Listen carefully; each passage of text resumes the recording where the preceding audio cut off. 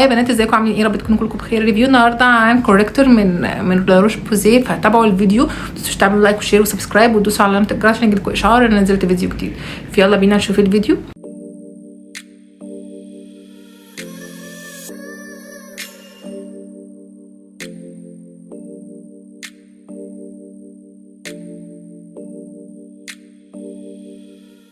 ريفيو النهارده يا بنات عن كوريكتور من لا روش بوزي. هو كان جاي زي كادو مع سان بلوك، فكان ده شكله ده زي اللي هو تيستر يعني بتستخدميه.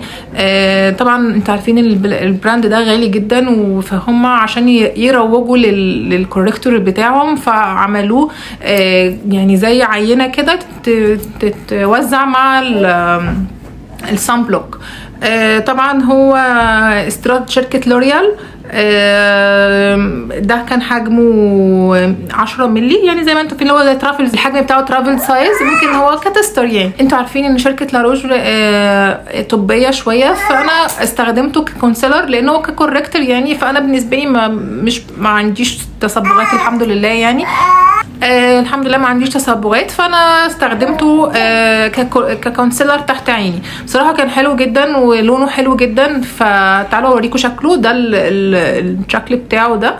ده الابليكيتور عامله زي مش عارفه زي المعلقه كده بس مبططه. طبعا انا بحط نقطه كده.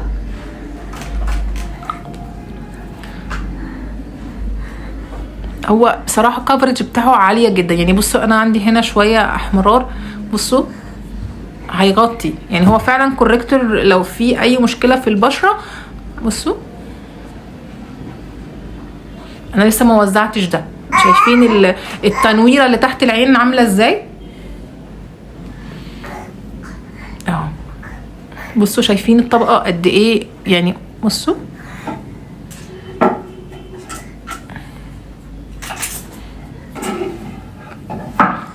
بصراحه انا حبيت التغطيه بتاعته جدا. شكله ناتشرال جدا، بيدي جلو كده للبشره. شكله حلو قوي قوي قوي. بحب دايما والفتره الاخيره انا دايما بقول لكم استخدموا الكونسيلر اللي فيه الطبي، اللي هو بيبقى بيعمل مثلا كوريكتور للهالات، او بيشيل التجاعيد، او بيقلل مظهرها. مش هنشيل التجاعيد، بيقلل مظهر الخطوط يعني. ليه بقى؟ انا دايما بقول ان الاحسن تستخدمي حاجات طبيه تحت العين، وفي يعني ما دام في مجال ان انا استخدمها كلون، لا يبقى انا استخدم ده احسن ما اشتري يعني استخدم بشكل ديلي يعني الحاجات اللي فيها كيماويات، او اللي هي الحاجات اللي هي التجميليه.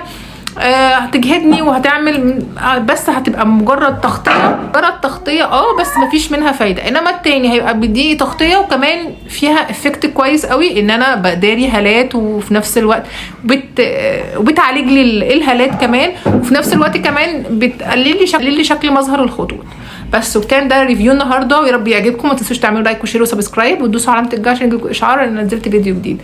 اشوفكم الفيديو الجاي. باي باي.